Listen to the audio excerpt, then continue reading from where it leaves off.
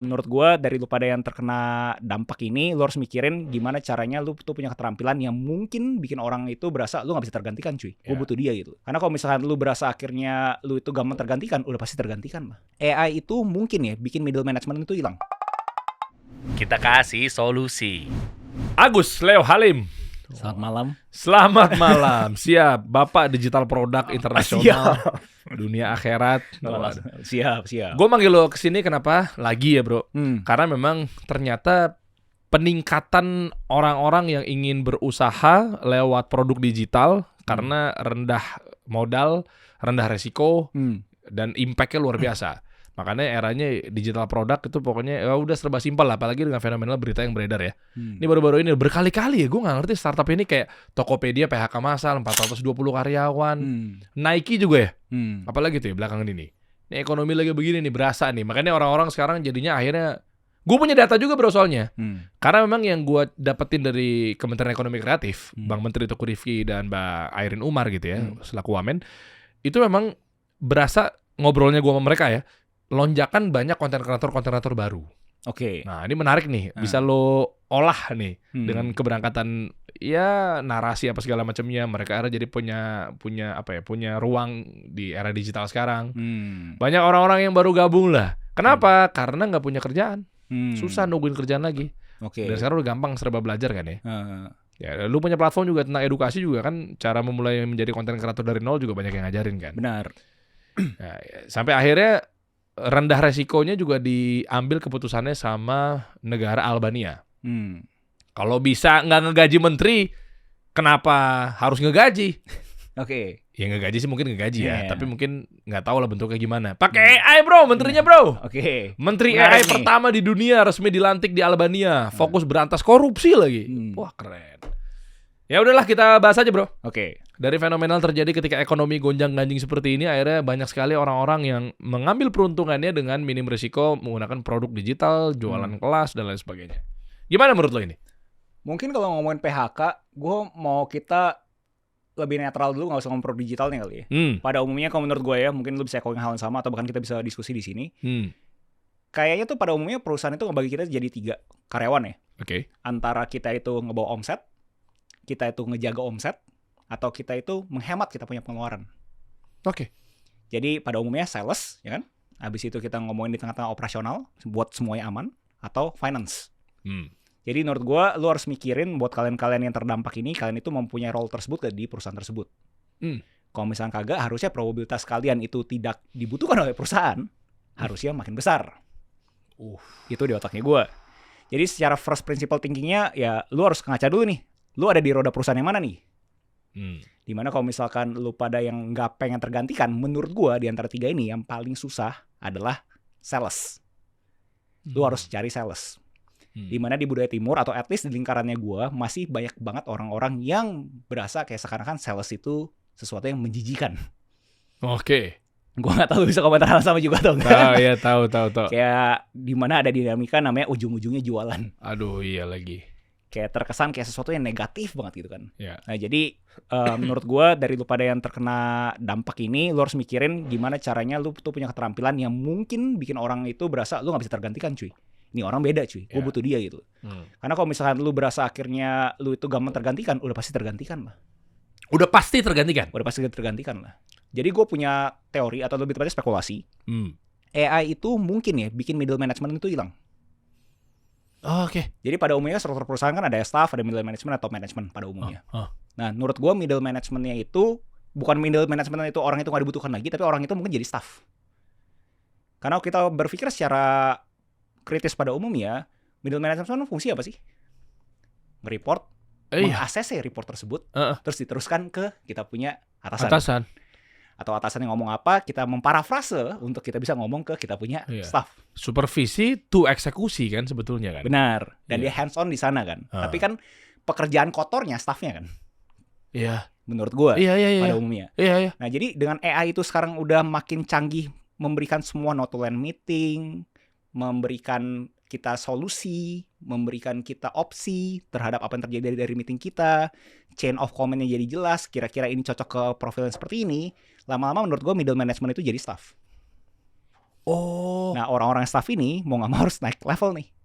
Dan middle management pun harus mempunyai suatu keterbukaan bahwa dia itu bisa aja role-nya dia itu udah jadi hands on lagi. Oke. Gue jadi inget gini bro, sambil diskusi ya. Yeah. Sesuatu yang di tengah itu pasti akan turun ke bawah atau naik ke atas. Termasuk target market menengah.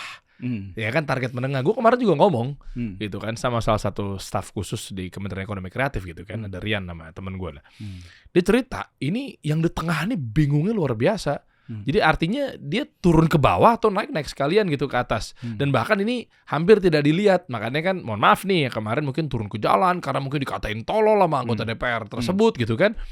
Kayak gitu kondisinya gitu. Apalagi yang di Nepal kemarin kan sempat rame juga tuh. Itu kan juga rata-rata kan yang di tengah. Maksudnya kan kayak, ya kita tahu lah, maaf ya dengan segala hormat, yang di bawah ini kan mungkin dia nggak main TikTok.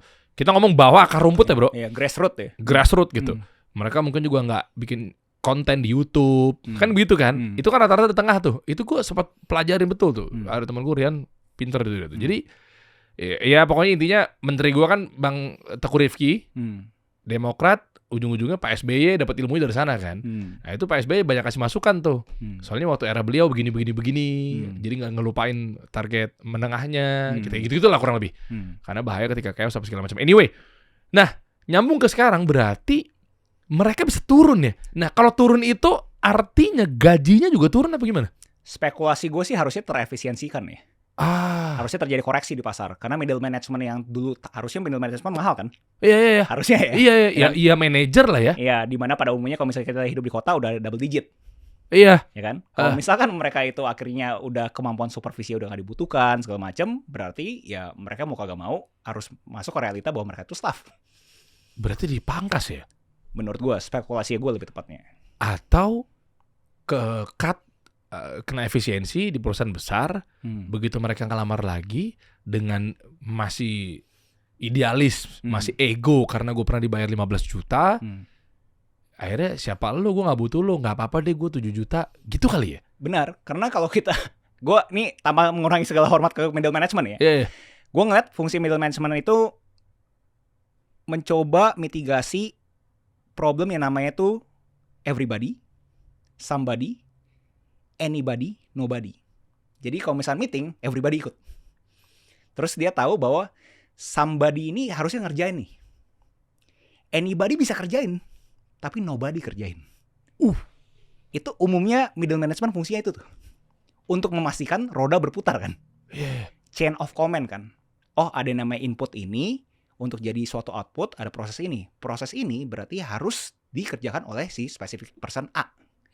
Itu menurut gue fungsi middle management. Merapikan itu semua. Nah saat itu semua bisa terasosiasikan dengan AI, bisa terintegrasi dengan AI, fungsinya middle management apa lagi gitu. Dia kan harus eksekusi on the ground level. Itu spekulasinya gue. Udah gak guna lagi berarti ya? Iya. Oke. Dan makanya datanya, gue gak tahu ya, ini agak nyebrang dikit ke lu punya platform ya. Link.id anyway, doi yang bikin lynk.id gitu. Itu kan memang yang kita kenal secara positioning. Kalau bahasa gue positioning adalah marketplace untuk para berkumpulnya jualan digital produk, e-book gitu ya kurang lebih ya. Versinya gue tools lah ya. Digital produk atau afiliator juga sama ya. Jualan e-book, apalagi produk digital apalagi sih? Ya presets, kita ngomongin e-course, kita ngomongin resep. Nah itu semua itu produk digital. Apapun yang sifatnya informasi yang bisa diproduksi itu adalah produk digital. Dokter juga pasti kan sharing-sharing tentang kesehatan di situ juga bisa. Benar, ya. Ya kan, fitness dan seterusnya. Nah, lu pegang datanya nggak? Di perputaran revenue atau omset lo yang setahunnya itu, Masya Allah, tabarakallah. Dia udah ngomong, Der jangan singgung yang itu ya. Ya udah, ya boleh deh. Yang tiap bulannya bisa beli McLaren Senna berkali-kali. Gak bisa. Lu bungkam mulut gue gak bisa. Mulut gue gak bisa dibungkam bro. Ini jurang banget nih. Gue selalu berada di garda terdepan untuk keadilan. Gak bisa lu bungkam mulut gue. Bisa make sense. Kecuali uangnya masuk. Oh iya siap. Bisa. Gitulah pokoknya. Paling banyak datanya dari orang-orang yang kena PHK, yang mungkin levelnya manajer apa segala macamnya, akhirnya dia mau nggak mau bikin digital produk, dia sharing mengenai rumus bagaimana cara membangun organisasi di kantor. Kan dia pasti punya ilmu supervisi kan? Yap. Ada nggak di situ? Kalau gue nge-profilin kan nggak semua ya. Per hari ini LinkedIn itu kurang lebih mungkin udah 3 juta user. Yang gue tanda kutip coba memprofilkan adalah kita punya, bisa dibilangin mungkin kategorinya tuh top 100 lah. Nah di top 100 itu pada umumnya itu tuh nggak semua orang yang punya background justru. Oh, oke. Justru orang-orang yang pengen maju ke dunia digital itu bagaimana caranya dia tuh mulai dari nol, otodidak. Tapi yes, ada beberapa orang yang bisa langsung kickstart itu orang-orang yang udah tahu keterampilannya apa. Jadi kalau misalkan LinkedIn secara industri, kita tuh unik. Di mana kita itu udah 2 tahun berturut-turut, itu 5x. Jadi asumsi kita punya industri, kita ngomongin 100 juta gitu kan ya. Tahun kemarin tuh udah 500 juta, tahun ini 2,5 M. Oh. Udah 25x gitu kan. Nah, dari sana kita ngeliat nih kayak, wah, kalau gitu ada suatu keunikan ya. Padahal kalau ngomongin 2 tahun ke belakang, kalau misalnya kita lihat secara makro atau at least tidak lihat dari media, terkesan kita punya negara tidak baik-baik aja. Atau banyak komentar terkesan ekonomi lagi lesu. Nah, teorinya kita nggak di sana. Kita ngeliatnya adalah berarti orang itu kagak spending di sesuatu yang dia konsumsinya itu berlebihan. Contohnya? Kita ngomongin kebutuhan primer. Baju, dia udah nggak overconsumption lagi. Makanan, dia nggak overconsumption lagi. Jajannya kecilin. Tapi kenapa pertumbuhan produk digital bisa signifikan bahkan eksponensial? Karena akhirnya orang-orang itu pikir, gue coba investasi leher ke atas deh. Jadi sebenarnya dia punya budget yang untuk dia beli di kebutuhan primer, dia pakai untuk kebutuhan tersier ataupun sekunder. Karena satu tujuan, biar kaya. Ada 3 Bisa pada gak? umumnya, di mana biar sehat, biar kaya, atau hubungannya lebih sehat. Health, wealth, relationship. Oh, di situ ya mereka ngejarnya ya. Dan ngaruh juga nggak di saat ekonomi lagi tidak baik-baik saja, mereka gimana caranya? Pokoknya gue cuan. Pokoknya gue nggak peduli lah nantinya mau terima kerjaan apa enggak, yang penting gue dapet duit. Ada hubungannya nggak? Karena uang cepat. Makanya kenapa cryptocurrency? Kan Anda sebagai ketua Solana Indonesia. Oke. Masuknya pas ya. Bisa. Portfolio gue langsung kebuka nih. Yang juga gue merasakan happy-nya. Solana lagi baik-baik saja gitu ya. Itu akhirnya jadinya menjadi solusi. Ya udahlah gue kripto lah, ya udahlah gue Bitcoin lah, ya udahlah gue trading lah. Kan ada kan. Gue pernah diceritain juga sama Agus nih guys. Trader, nggak usah sebut nama lah ya. Salah satu trader besar juga di Indonesia. Anak muda lah cluenya. Dia ini katanya juga dahsyat per bulannya ya. Dia padahal jualan kelas di platform memakai LinkedIn sebagai checkout-nya. Link.id atau LinkedIn itu adalah sebagai menjadi payment gateway-nya. Benar. Satu orang, 2 orang? Oh banyak cuy. Yang industrinya cryptocurrency. Yang cukup signifikan di otak gue mungkin total ada 7 ya. Definisi signifikan adalah udah triple digit lah per bulan. So konsisten. Jadi mereka jualan call candle sinyal gitu. Benar. Kayak kelas-kelas juga gimana caranya memastikan kita punya technical analysis lebih baik gitu segala macam. Berapaan kira-kira per bulan mereka? 3 digitan. 3 digit itu berapa? 3 digit ratusan juta. Ratusan juta. Yang konsisten. 1 miliar? Ada. Kripto tuh ya? Kripto. Dan lagi naik juga di saham pun ada, sorry. Saham juga ada? Ada. Saham ada nggak yang jago yang kayak misalnya dia bukan garansi sih, tapi maksudnya kayak ngajarin untuk gimana caranya saham-saham mana nih yang oke apa segala macam? Ada atau enggak? Pertanyaannya. Kalau pertanyaannya ada atau enggak ada, ya pasti ada dong. Justru dia jualan itu. Dia kasih tahu dia punya portfolio CAGR-nya itu 20% setiap tahunnya. Dimana pada umumnya kan IHSG berapa? 10%, 12%. Ya. Dia bisa 20%, pasti kan orang, wih gila, lu lebih jago daripada IHSG nih. Gue ikut lu punya kelas deh gitu. Cakep. Itu juga tembus 3 digit atau? Bisa. Ternyata buktinya ya bahwa uang cepat ya berarti clue-nya ya. Sebenarnya nggak clueless amat sih di saat ekonomi lagi begini ya. Berarti kayak gue ngambil kesimpulannya sebenarnya riset gue agak-agak rusuh juga sih, kayak udahlah ekonomi begini pasti orang pengen uang cepat. Makanya judul naik, makanya pinjol naik gitu loh bro. Ya karena menurut gue orang-orang pada umumnya kan masih berasa sales itu kan jijik ya. Baik lagi kan. Jadi mereka bingung nih untuk menghasilkan uang ya pada umumnya aktivitas sales. Ada aktivitas lain nggak yang bisa menghasilkan uang? Ya orang ngeliat, wih anjrit, trading nih. Walaupun itu jualan juga kan, beli jual kan, trader kan, gitu kan. Tapi at least nggak usah jual ke orang lain, jual ke market. Ya nanti orang ketemu marketnya sama, ya itu kejual kan. Jadi menurut gue yang aktivitas yang orang cari itu sebenarnya kalau secara fundamentalnya dia tuh cari jualannya sebenarnya. Cuma orang kagak mau belajar jualan. Oh, oke. Dan sales lagi balik-balik ya. Berarti mereka nggak mau resiko untuk produksi barang gitu ya? Benar, karena kan ya ngomong apa adanya lah, orang-orang yang kayak gini pada umumnya harusnya nggak punya modal kan. Iya. Yang mereka punya apa sih? Handphone, Iya. internet. Oke. Ya udah, satu-satunya cara ya gimana cara memastikan gue itu bisa mempunyai nafas lagi buat di hari esoknya, ya pasti kan dia nyari sesuatu. Ya pada umumnya ya saham itu, kripto itu, atau bahkan yang sekarang ada digital product. Digital produk. Banyak yang di luar ya, Iman Ghazi, Alex Hormozi, yang dia terinspirasi dari gue jenggotnya tuh. Siap, bisa masuk. Yeah. Masuk. Gue tahu banget tuh, kayak Alex ngeliat gue kayaknya gue panjangin juga nih. Itu mereka juga rata-rata kan main di produk digital ya. Iya, karena di Amerika itu juga dibilang hot topic lah. Pada bilang ini the digital renaissance, di mana dia klaim itu semua orang tuh punya kesempatan yang sama, bukan hasil ya. Okay. Jadi semua orang tuh punya kesempatan yang sama untuk bisa mendapatkan $1,000 di Amerika Serikat. Itu mereka punya tagline tuh, atau lebih tepatnya mereka punya moto lah. Oh. Nah, gue argue mungkin ya karena gue bias juga, gue di industri ini ya, tapi gue berasa emang semua orang tuh punya kesempatan yang sama untuk mendapatkan $1,000 berapa tuh? 15 juta di dunia maya. 15 juta apa nih? Per bulan. Per bulan? 15 juta rupiah per bulan? Iya. Oke, tapi ini level-level kayak produk digital ini adalah dikategorikan apa nih kelasnya di sana tuh di US? Maksudnya yang udah kelas-kelas tengah, atas, untuk tiket size-nya atau iya, tiket size. Enggak kok, masih kecil kok, $10, $20. Itu dapat tuh 15.000 US tuh bisa dapat tuh. Oh. Oke. Berarti emang udah dikencangin banget ya saat ini ya. Masalah produk digital, apalagi era ekonomi begini dan seterusnya gitu kan. Ya ini kayak semua jadi kena imbasnya. AI jadi naik karena perusahaan ya kan tanda kutip ya lebih baik efisiensi sehingga biaya produksi gue rendah daripada gue hire lagi, ngapain hire lagi? Middle management apa segala macam ya, mending gue pakai robot. Ya kan? Itu good point tuh terhadap AI itu. Menurut gue ada gak hubungan AI makin canggih dengan produk digital itu makin banyak yang main? Yes. Gue ada. Karena kan pada esensinya kan produk digital adalah informasi. Nah dulu orang itu harus browsing Google sekian banyak link biru yang dia harus pencet kan. Terus dia perhatiin semuanya, terus dia coba kurasi. Sekarang dia udah bisa minta AI aja brainstorm bareng. Kalau bahasanya penulis, pada umumnya kan penulis ada yang namanya ghostwriter kan. Nah ghostwriternya itu dulu kan mahal, 40 juta, 60 juta, 80 juta. Ini AI. Nah jadi semakin AI semakin canggih, menurut gue semakin banyak juga industri produk digital ini semakin banyak gitu pemainnya.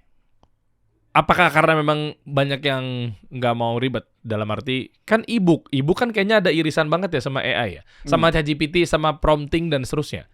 Berarti data penjualan e-book di tempat lo itu paling tinggi? Di link.id atau Linkit? Ya bisa dibilang mungkin 60-70%. Ngapain gue beli di situ? Kan bisa prompting sendiri. Nah, lo bisa bantah nggak tuh? Nah, itu yang gue berasa keunikan namanya personal branding. Atau enggak personal brandingnya pakai jargon dulu lah, yaitu reputasi. Lu kalau misalnya punya reputasi, ya orang pengen dengerin dong. Lu punya apa sih poinnya gitu dari ini buku gitu loh. Karena kalau misalnya lu nggak punya reputasi, orang merasa ya ngapain gue dengerin lu ya. Nah, jadi yang dijual itu nggak cuma informasinya, tapi lu punya brandingnya yang dijual. Nah, konteksnya terhadap orang-orang yang berasa kayak kenapa gua nggak nge-Google aja, kenapa gua nggak ChatGPT aja? Ya karena ada branding orang tersebut. Tapi kan orang tersebut juga bisa prompting, dia sendiri juga ChatGPT, plek ke triplek hasilnya tanpa dengan gaya prompting dia ya. Kalau gua memang lumayan ketat lah untuk prompting, karena mungkin basic gue juga marketing, copywriting gitu. Jadi artinya, ya gua kalau prompting pasti gue punya gaya gue sendiri gitu. Kayak misalnya contoh, simpel aja gue mau cerita dikit, besok gue diundang di TV One secara live gitu. Di TV One bahas mengenai fenomenal terjadi Menteri Keuangan dengan gayanya begini, apakah efek dari kebijakan-kebijakan yang diberikan atau dibawa oleh Pak Purbaya gitu ya, ini bisa berdampak signifikan terhadap UMKM atau mungkin pelaku usaha gitu. Itu gue coba prompting tuh, ini gaya gue aja ya, mungkin kedengarannya nothing special, tapi gaya gue begitu. Gaya gue tuh yang gue prompt untuk persiapan buat bahan-bahan apa gitu yang buat gue live, itu angle gue tuh menarik bro. Bahasa GR-nya begitu bahasa gue ya. Kayak misalnya gue coba benturin dulu antara kenapa bukan Sri Mulyani, kenapa harus Pak Purbaya. Kan gitu. Nanya. Yes. Prompting gue begitu, nah makanya jawabannya wih macam-macam. Ntar lu lihat sendiri aja tuh. Nanti orang gak mau nonton TV One lagi. Udah dapet jawabannya. Ntar lu lihat situ dah.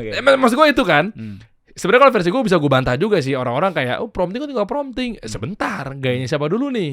Itu kalau AI versi gue ya. Udah ketemu jawabannya, Bu Sri Mulyani begini, Pak Purbaya begini. Setelah itu terus gue coba senggol lagi. Kayak misalnya kedua hal ini, terus siapa yang jadi korban nantinya? Apakah Bu Sri Mulyani udah pasti salah karena diganti? Atau Pak Purbaya dengan kebijakannya juga pasti ada korban dong. Jadi gue nyari korbannya tuh bro. Keluar lagi begini, baru ntar gue balikin lagi. Terus keuntungan buat para mahasiswa gimana? Terus buat pelaku usaha gimana? Terus kalau Pak Purbaya naikin begini-begini untuk Bank Himbara, tapi emang iya apa dampaknya buat gitu-gitu bro? Benar. Itu jawabannya kan padat banget tuh jadi itu. Nah maksud gue, itu kalau gue lagi-lagi gak bilang prompting gue paling benar ya. Tapi kalau ada personal brand yang kuat tapi ujung-ujungnya cuma minta buatkan aku 99 halaman ebook dengan tema ini, cerot keluar, kan bukan gaya dia, kenapa harus beli reputasinya? Itu banyak tuh gue ya bisa ngomongin tuh. Pertama yang satu-satu dulu terhadap orang-orang yang langsung skeptis.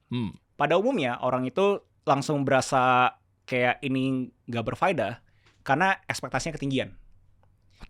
Dan gue nggak mau terkesanin sesuatu yang baru. Kita ngomongin produk fisik pun juga seperti itu kan.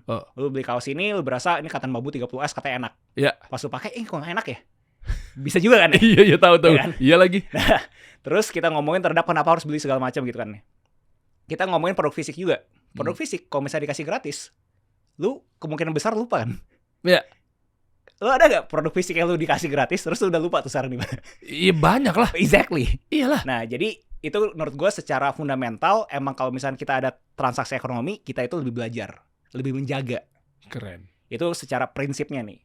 Nah terus tadi lu ngelebar terhadap kalau dijual brandingnya kenapa harus ikutin dia gitu kan? Justru kita pengen tahu dong bahwa dia itu kayak gimana sih sudut pandangnya. Lah kayak kita baca buku. Menurut gue isinya mungkin generik. Apalagi kalau misalnya kalian udah sering baca buku. Tapi yang kalian pengen tahu apa sih? Studi kasusnya kan. Kenapa ini poin itu penting buat lu ya? Contoh kita ngomongin spesifik deh. Ada yang nama The Power of Habit, ada yang nama Atomic Habits. Kalau misalnya orangnya benar-benar kritis atau lebih kasarnya bahkan skeptis, itu kiri kanan tuh sama. Ngomong cue, craving, response, reward di Atomic Habits, di Power of Habit pun juga ada. Tapi bikin beda apa sih? Studi kasusnya kan. Cara jualannya. Gimana sih James Clear tuh ngelakuin ini, si Charlie Duhigg itu ngelakuin ini kayak gini. Nah itu bikin orang gigit kan. Jadi contoh gue bilangin gue punya prompt di mana gue kasih tahu bahwa gue udah tanya ke ChatGPT, gue punya laporan keuangan sekian banyak. Gimana caranya gue bisa mempunyai suatu perusahaan yang trajektorinya sebesar apa untuk memastikan anak gue tuh bisa kuliah sampai S1 selesai. Di breakdown tuh gila banget. Terus dana pendidikan yang gue alokasikan ke anak gue juga keluar tuh 18 sampai 24 M. Nah itu kan harus ada tanda kutip studi kasus ya kan. Mungkin banyak gak orang yang bisa nanya langsung tanya alokasi dana pendidikan gue untuk gue yang sekarang umur 35 dan abis itu anak gue 2 berapa sih? Pasti mungkin ada gampang kan gitu kan. Tapi kan cara gue abis itu dumpingnya dulu ada gue punya laporan keuangan buat tahu trajektori gue punya perusahaan. Nah, itu kan beda.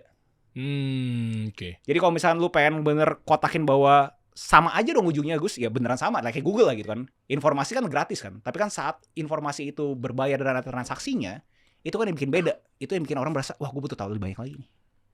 Karena ada ikatan di situ ya. Karena ada transaksionalnya kan di situ ya. Menurut gue. Makanya iya bener lagi. Dengan adanya berbayar apa segala macem dan ngelihat sosok apa segala macem, kenapa nempel? Karena ada ikatan emosi. Beli value dan seterusnya. Jadi bukan cuma sekedar dikasih gratis. Oke, menarik. Sorry, makanya datanya makin naik tuh ya. Berdasarkan user yang ada di LinkedIn plus pendapatan lu sendiri ya. Soal pendapatan ya? Industri ya? Enggak, bukan. Industri maksud gue kalau pendapatan itu kan gini, bisa jadi orang yang di dalam repetisi atau user baru gitu loh mas gue. User baru ya. Yang akhirnya naikin pendapatan juga pasti ujung-ujungnya. Jadi industri makin ekspansi lah. Dan percaya nggak kalau kayak begitu teman-teman tuh belajarnya lebih efektif, belajarnya jadi lebih kondusif. Nggak tahu versi gue ya. Contoh misalnya, kenapa orang harus belajar ke platform lu ketimbang dia harus ke kampus? Nah, lu bisa jawab nggak tuh? Mulai dari mana ya gue jawabnya? Yang sederhana dulu, karena produk digital itu sifatnya itu abstrak informasi. kecenderungan dia untuk punya buyer's remorse lebih tinggi dibandingkan produk fisik. Ya kan? Oke. Nah, dari sana menurut gue orang-orang tuh harus tahu yang pengen coba masuk ke industri ini, jangan sampai lu tuh cuma mainin emosi orang. Ini kita bisa berdebat di sini karena lu suka nih ngomongin hook itu harus mainin emosi orang. Iya. Karena menurut gue semakin orang itu membeli keputusannya dengan emosi, semakin tinggi juga kecenderungan dia untuk bisa merasakan namanya buyer's remorse. Kalau misalkan ada logikanya yang didampingi dengan dia punya emosi, baru tuh dia beli ya kan waktu itu karena ini ya. Kalau misalkan cuma semua emosi kayak udah kebius nih, wah nih gue harus 99 harus kerjain sekarang juga, gue harus beli sekarang juga gitu kan. Ngapain nih gue beli ya? Tapi kalau misalkan ada logikanya, nggak cuma emosi doang, ada otaknya gitu kan. Oh ya gue beli karena waktu itu ini dibilangin katan bambu 30S ya. Ya oke lah gitu kan. Nah jadi gue mau masuk ke sana dulu nih terhadap orang-orang yang pengen mencoba ke industri ini, pastiin lu punya etika, punya moral ethics, dimana apakah ujung-ujungnya jualan? Yes, ujung-ujungnya jualan gitu loh. Tapi yang ngebedain itu memanipulasi sama jualan, menurut gue bedanya adalah intensinya lu. Lu sendiri pun udah konsumsi produknya lu dan lu tahu itu berhasil atau kagak. Like kita mau publish buku. Kalau misalnya kita publish buku, kalau misalnya kita nggak pernah ngelakuin apa yang kita ngomongin buku, ya konyol kan gitu kan. Yang bahasa pakai kasarnya jual ludah gitu kan ya.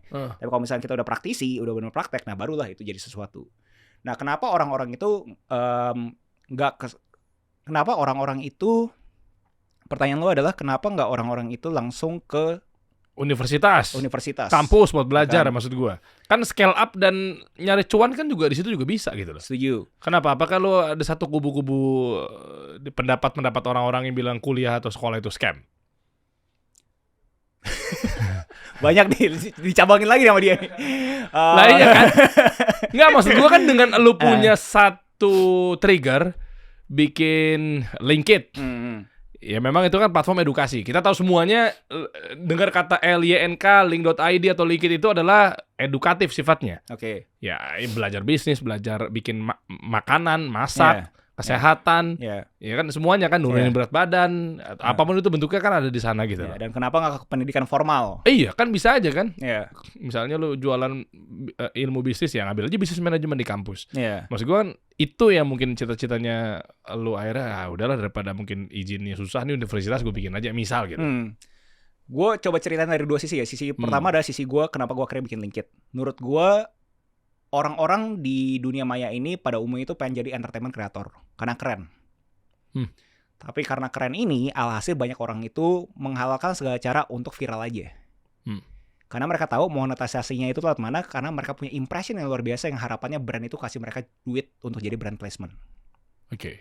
Kalau misalkan itu industri terjadi terus gitu-gitu aja, menurut gue nggak sehat. Karena alhasil semua orang itu menghalalkan segala cara untuk viral. Menurut gue yang dikontrasin sebelah kirinya adalah education creator. Yang dia itu pokoknya nggak usah viral-viral, pokoknya gue dapat 10.000 views udah bagus lah gitu kan. 20.000 views udah bagus lah. Tapi itu bener bahasa kerennya itu quality leads. Orang-orang yang benar pengen dengerin kita. Nah, kalau misalkan di sini orang-orang di sini itu monetisasinya lewat apa? Brand placement. Yes, bisa. Tapi beberapa banyak sih orang-orang punya brand placement yang bisa menghidupi mereka pada umumnya. Sangat dikit kan. Nah, alhasil gue mikirin tuh, gimana caranya mereka bisa hidup ya? Oh, lewat produk digital nih. Nah, jadi ngejawab pertanyaan lu, gue bikin ini semua pun ya karena gue pengen ngedorong industri education creator. Karena menurut gue mereka untuk jadi industri harus ada cuannya. Kalau misalnya nggak ada, layaknya semua aksi sosial lagi anget-anget, wah kerja gitu kan. Tapi begitu udah nggak ada fungsinya segala macam karena nggak ada sisi komersil ya mereka cabut semua. Jadi itu gue berasa dari sisi gue pribadi. Nah dari sisi gue sebagai end user, kenapa gue prefer pendidikan informal dibanding formal? Satu, kalau misalnya formal kan terlalu banyak tetek bengek ya, administrasinya banyak banget jam kerja yang harus gue korbankan untuk masuk ke pendidikan formal tersebut. Dilawan sama pendidikan informal yang gue langsung punya akses ke praktisinya yang gue bisa langsung nanya. Menurut gue lebih bagus langsung ke praktisinya. Gue punya thought exercise, secetek kalau misalnya gue punya akses untuk jadi karyawan atau langsung jadi babunya bosnya gue. Gue prefer jadi babunya bosnya gue. Kenapa? Babunya bos gue bakal belajar gila-gilaan sama bosnya gue. Gue langsung lihat dia tuh ngapain, gue tahu dia ngapain, apa aja kerjaan dia, gue jadi tahu. Dibanding gue jadi karyawan, gue nggak tahu nih. Ya gue cuma gue kasarnya ya, cuma jadi problem receiver. Gue cuma dikasih task ini, lu selesain. nggak belajar apa-apa kan. Iya lagi. Layaknya dengan struktur sekolah. Gue cuma dikasih studi kasus ini, ya gue belajar. Otak gue yang tanda kutip mungkin konslet, yang pengen kayak, oke abis ini apa nih bos? Ya kan? Nggak dapet kan, karena struktur gue cuma di sini doang kan. Nah, pendidikan informal ini menurut gue itu ngebantu pendidikan formal gue. Menurut gue itu bukan dikotomi, menurut gue ini complementary. Oh, jadi lo juga bukan ada di kubu yang namanya sekolah itu scam, nggak nyampe ke situ ya? Menurut gue complementary. Karena menurut gue pendidikan informal itu butuh karena kita pengen punya akses ke orang-orang yang benar praktisi. Keren. Kita ngomongin Richard Branson. Kenapa dia masih bikin masterclass? Iya. Dan uniknya di luar negeri pun dikatain hal yang sama seperti lagi di Indonesia. Tetap penjual udah. Netizennya juga ngatain, why gitu. Kenapa lu bilioner men. Kenapa masuk ke kelas lu harus bayar gitu kan. Terus? Nah ya, gue kalau misalkan itu kan gue masih pengen dong kayak akses entrepreneurship. Gue ngobrol masih praktisi si Richard Branson ya. Kenapa ya lu bikin lu personal brand ya? Kenapa ya namanya Virgin brand ya? Kenapa lu pakai Virgin? Kan lebih menarik dibandingkan studi kasus orang-orang yang tanda kutip akademis, bukan tanda kutip lah ya, benar-benar akademis yang melihat itu dari sisi 2 dimensi. Yaitu cuma ada paper sama otaknya dia. Kalau di Richard Branson 3 dimensi kan. Paper, otak dia, pengalaman dia. Wah. Nah itu menurut gue yang susah diajarkan di sekolah. Karena kenapa? Karena emang kagak bisa dijadikan satu SOP. Mudah gak sih? Iya. Kayak berat banget lu generalisir ini semua ke 1.000 orang yang bisa relate ke studi kasus tersebut. Iya. Gue jadi kepikiran, nih kalau gue sama dia bikin kampus, gue langsung aja clear dah. Enggak, ini serius bro. Oke. Ini setuju gak teman-teman? Ini dengerin gue ya, jangan skip video ini dulu bentar aja. Gue ngelihat satu pola yang bener-bener tadi nonjok banget bro, yang ketika lu bilang bahwa kenapa ada orang kaya raya, kenapa Pak Hermanto Tanoko yang punyanya Cleo tuh minuman tuh, itu masih bikin yang namanya Idea Cloud ya kalau nggak salah ya, Idea Cloud ya, dan seterusnya gitu loh. Putri Tanjung dengan apa Put? Gue jadi lupa sih. Creative Planner ya apa gitu gue lupa. Oke. Ya kan? Yang begitulah.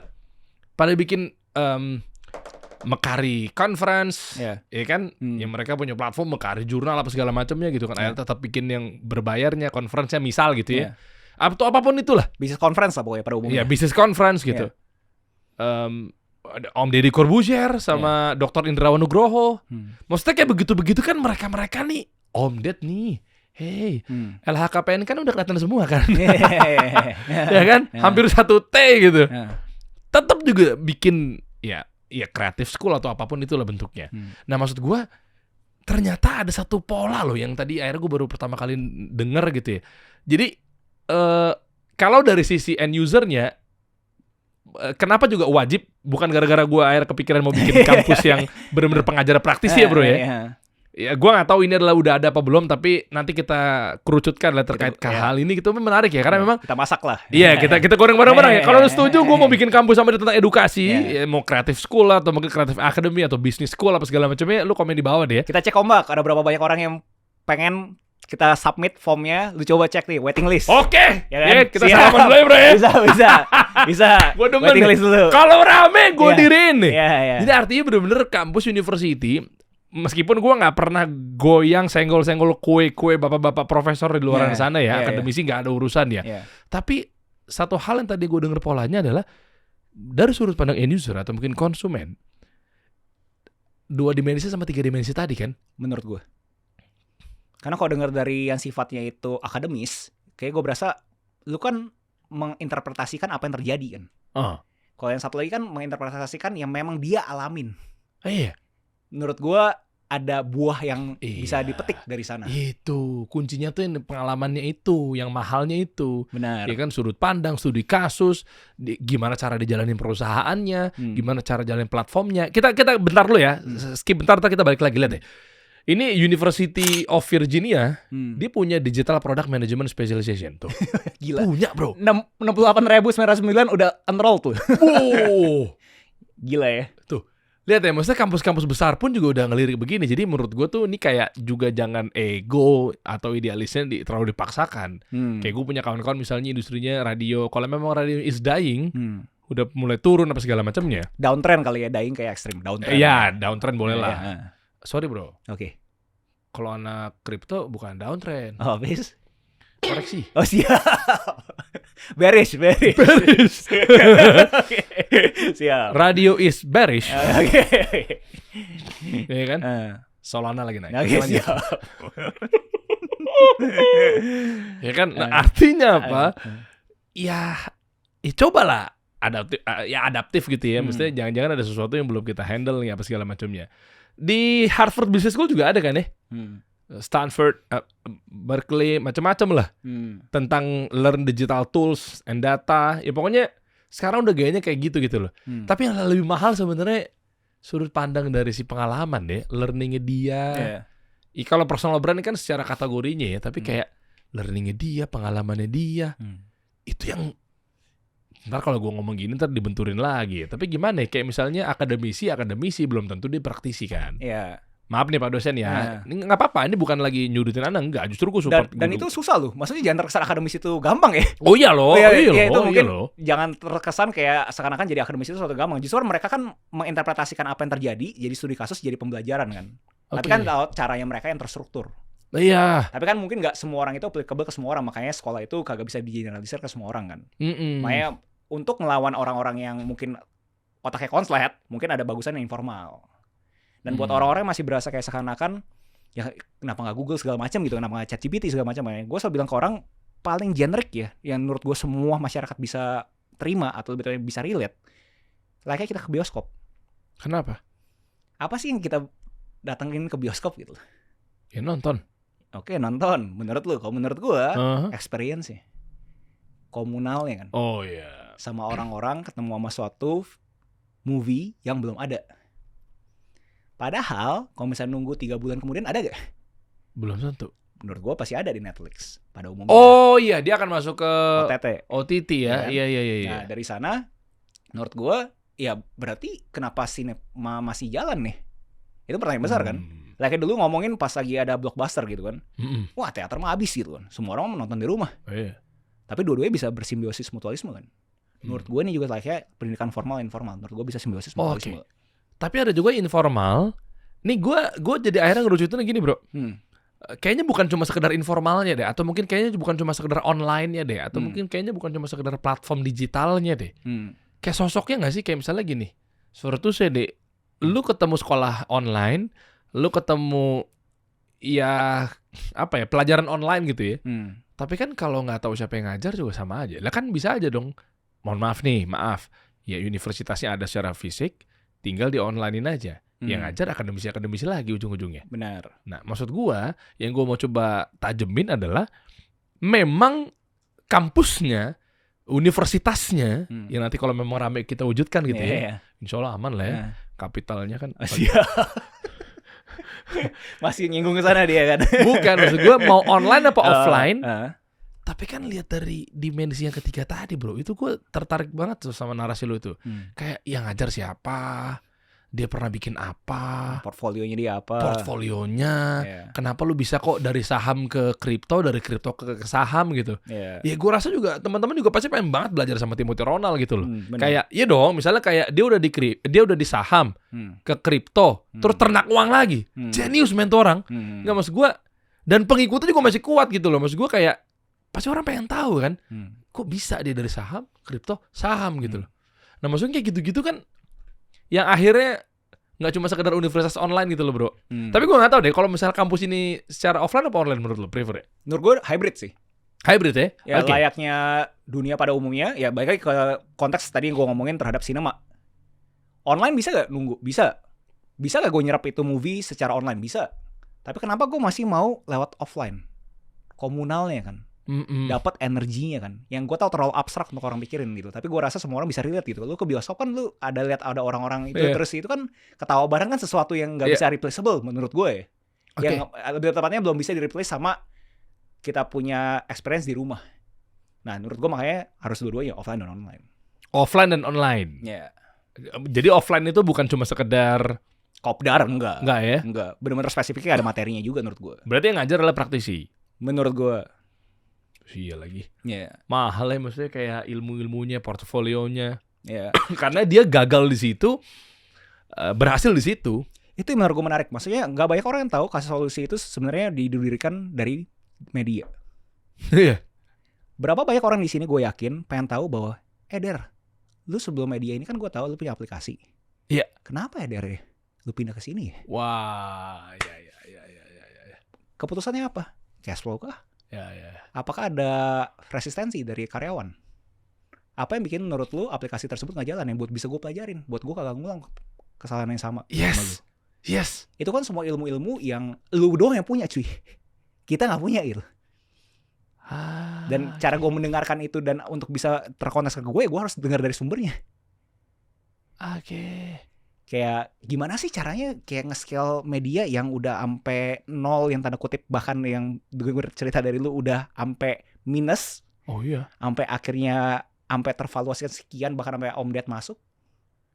Oke. Itu kan semua milestone yang pada umumnya orang-orang kagak kebayang gimana caranya gitu. Dan menurut gue denger dari lu langsung dibandingkan gue sebagai akademis ya, kalau misalnya gue akademisi jadi akademis ya, gue jadiin itu buku kayak buku kasih solusi gitu kan ya, walaupun bagus namanya buku kasih solusi. Oke. Gue gak tahu lu mau buat gak, atau nggak nanti hakinya diambil tuh nanti. Langsung tolong didaftarin. Ya maksudnya kalau misalnya gue akhirnya bikin buku kasih solusi narrated by Agus Leo Halim gitu kan ya, pasti beda sama lu denger lu langsung. Oke. Kasih solusi in my own words.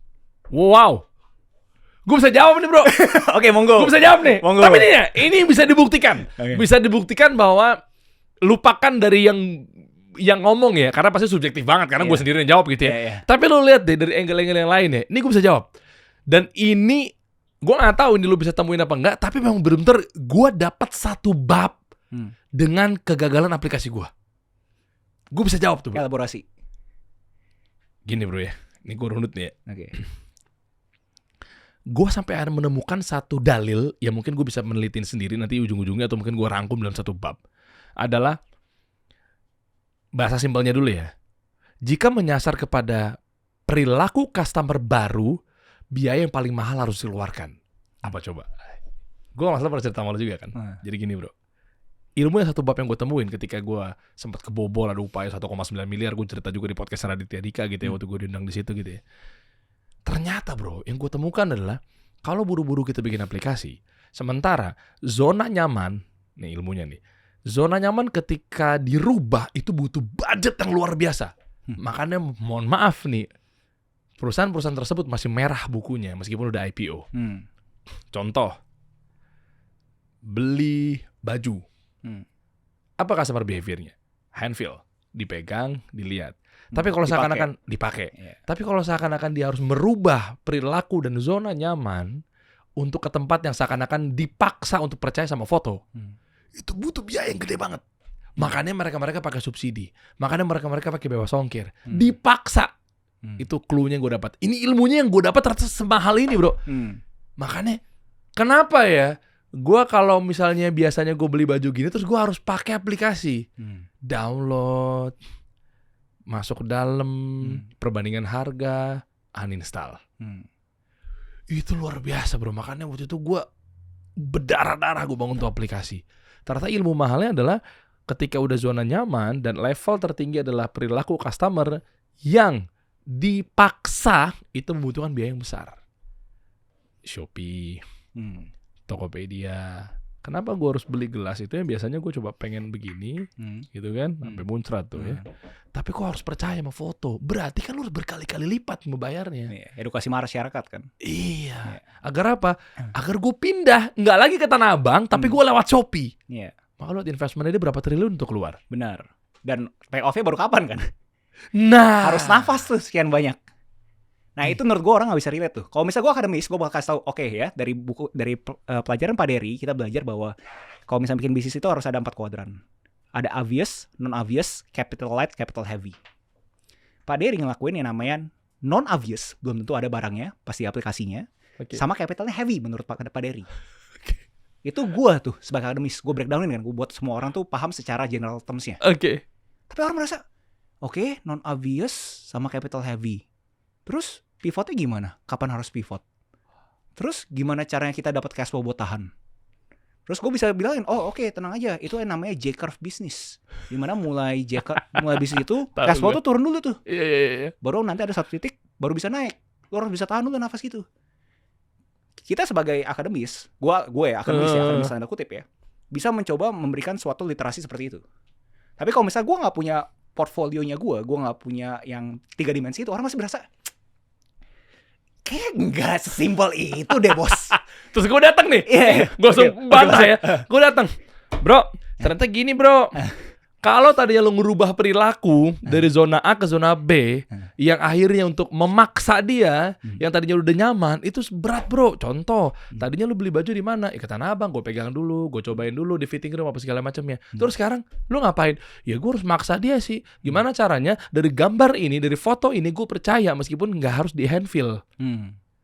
Oh gitu doang bro, ternyata itu bro, makanya butuh biaya gede bro untuk download aplikasinya. Bahasa street smart nih, bahasa keren nih.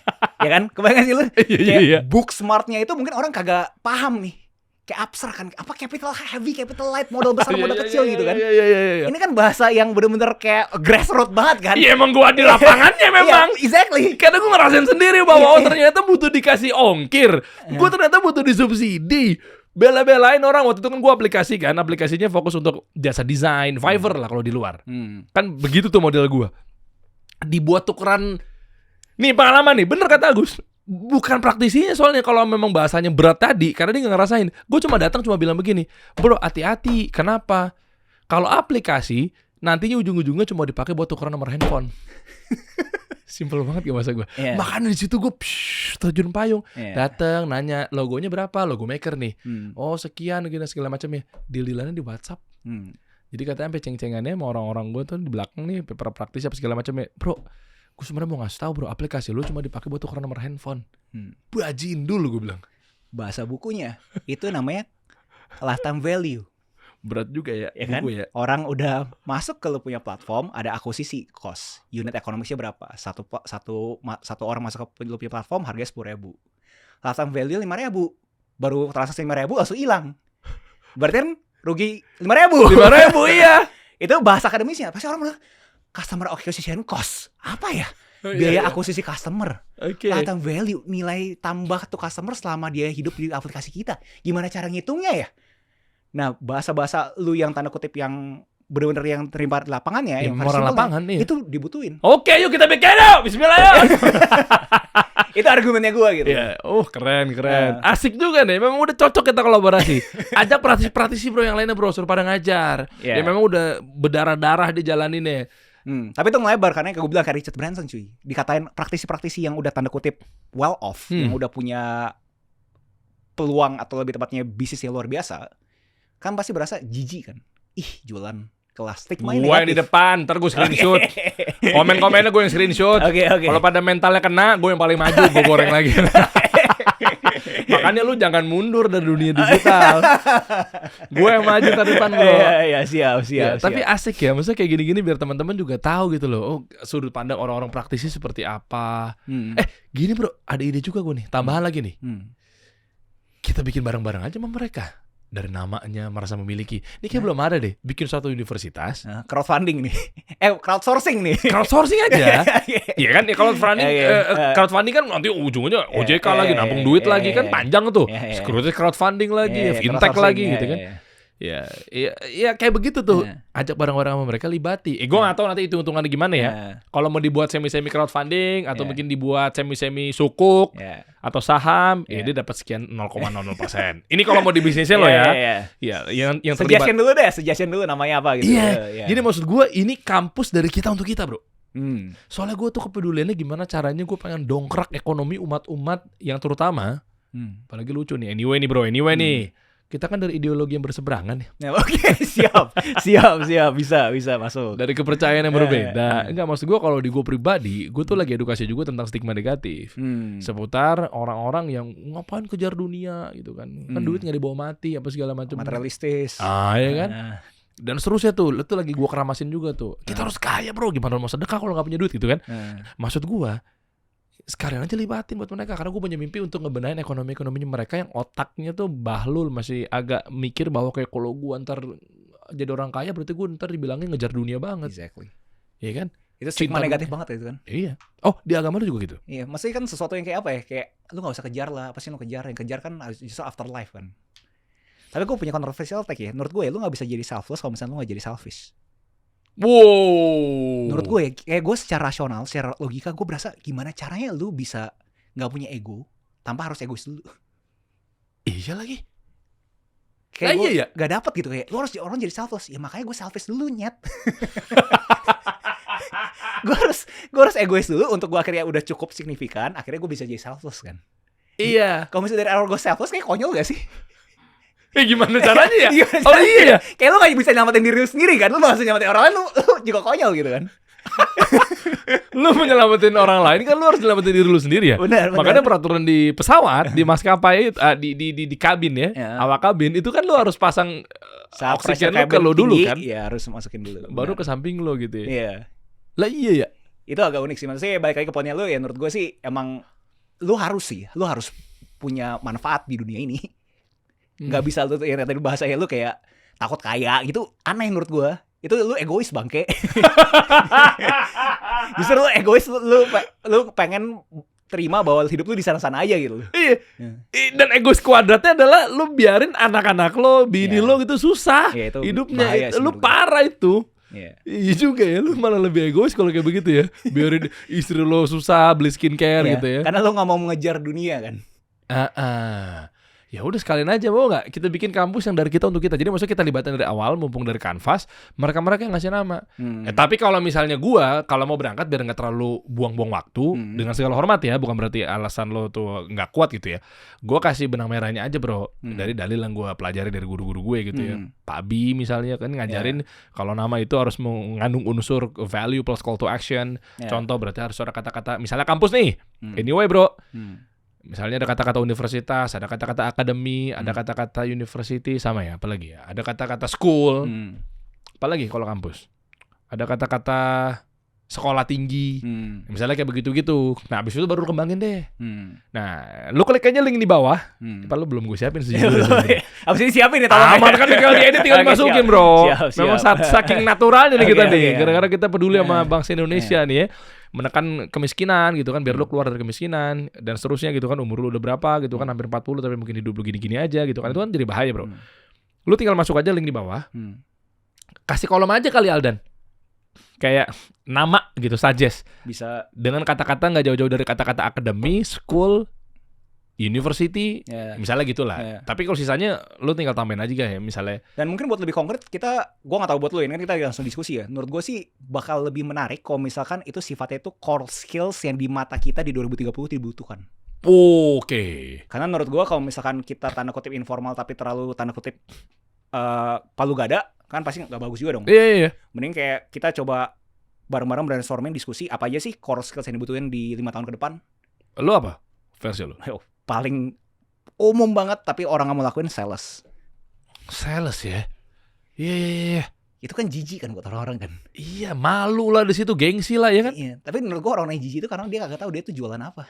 Kalau misalnya dia udah tahu bahwa dia itu value-nya apa, pasti nggak mungkin malu jualan. Karena pada umumnya orang-orang yang jijik itu karena dia nggak mikirin sebelahnya, kebayang sih. Jadi terkesan manipulasi. Gua mau jualan nih gelas perwisata nanti besok pecah. Kalau misalnya orang-orang yang benar-benar punya nalar, punya logika, pasti kan lebih baik kan. Ini gelas, hati-hati ya kak, segala macam. Jualannya juga bagus, bukan masalah promo gitu kan. Yang penting dibeli gitu ya. Dan itu ngelebar lagi, maksudnya kayak gini kan, gini kan lu praktisi kan cuy.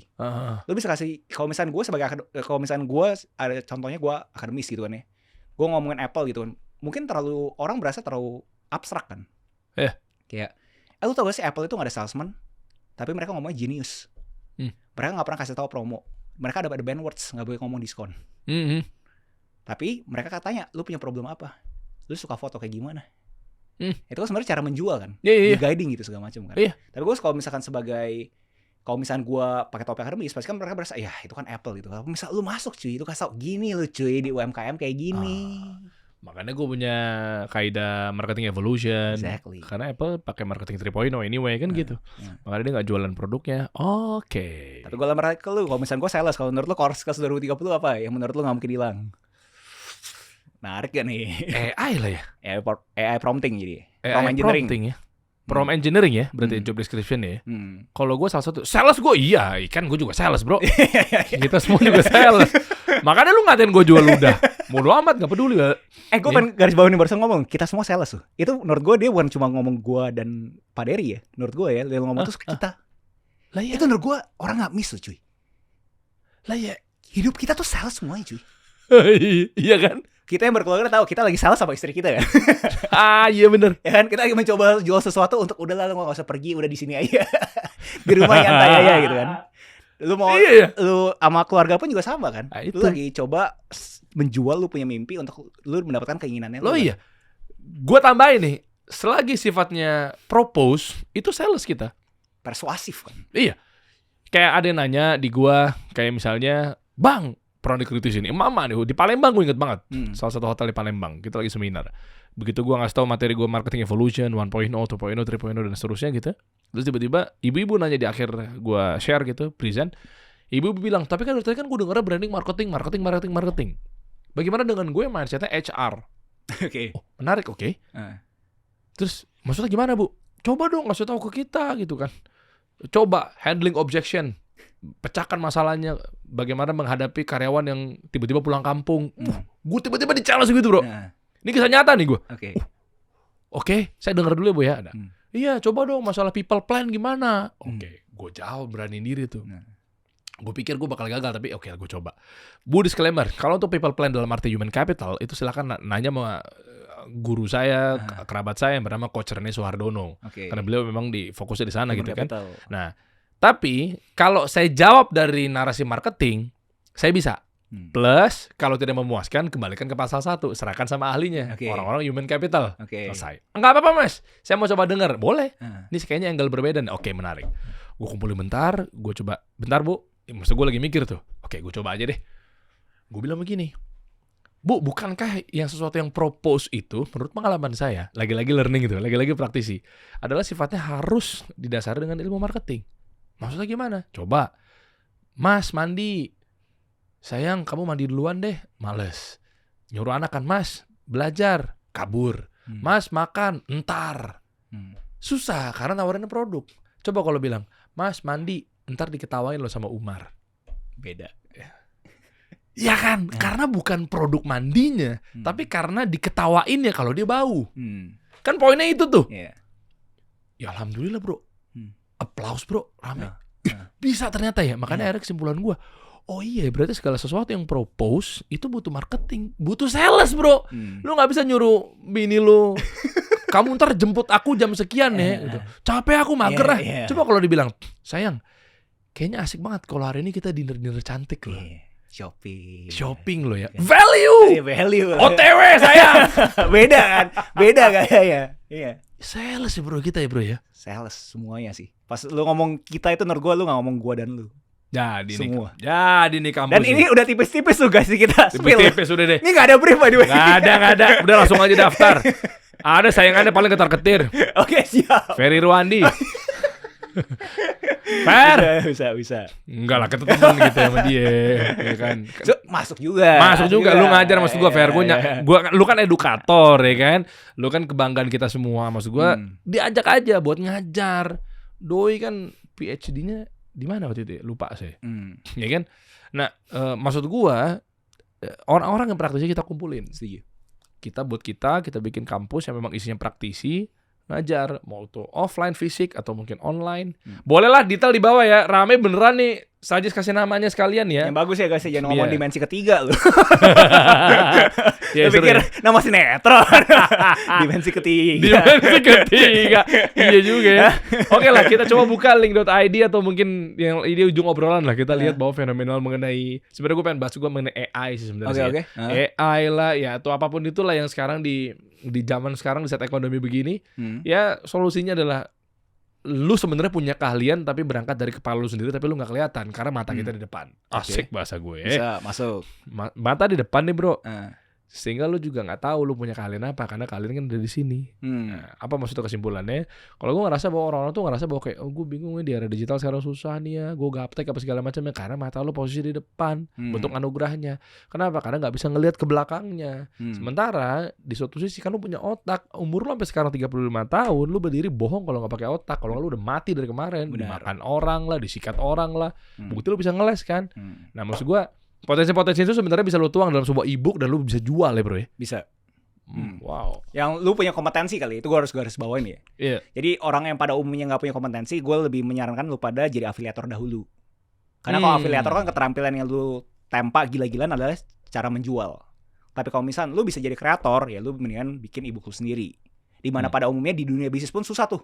Orang yang bisa jadi builder, bisa jadi seller. Nggak umum. Pada umumnya tuh orang lebih condong ke builder, sama orang lebih condong ke seller gitu. Condong doang ya? Hanya ya? Only ya? Iya. Only seller sama only builder. Iya, lu bisa dua-duanya sih lu hebat. Nah, orang-orang yang at least mereka klaim mereka bisa, nah, lu baru lah bikin e-book lu sendiri. Nah, kalau di link itu sendiri gimana? Paling banyak adalah si builder apa si seller itu sendiri? Jadi banyak orang yang nge-affiliate produk-produk orang, produk digital orang, atau memang dia kreatornya? Gue berani komentar kurang lebih 60-70% itu masih dia punya produk original. Oh, oke. 30%-nya itu baru dia jadi afiliator. Oh, oke.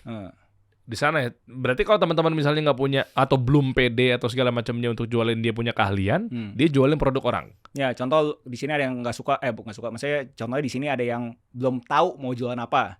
Bisa ke Linkit, @new blog, @affiliate product, ambil dari Yansha. Oke. Dan dia sebenarnya harus bangun personal brand juga apa nggak? Kenapa gue harus percaya sama dia untuk beli?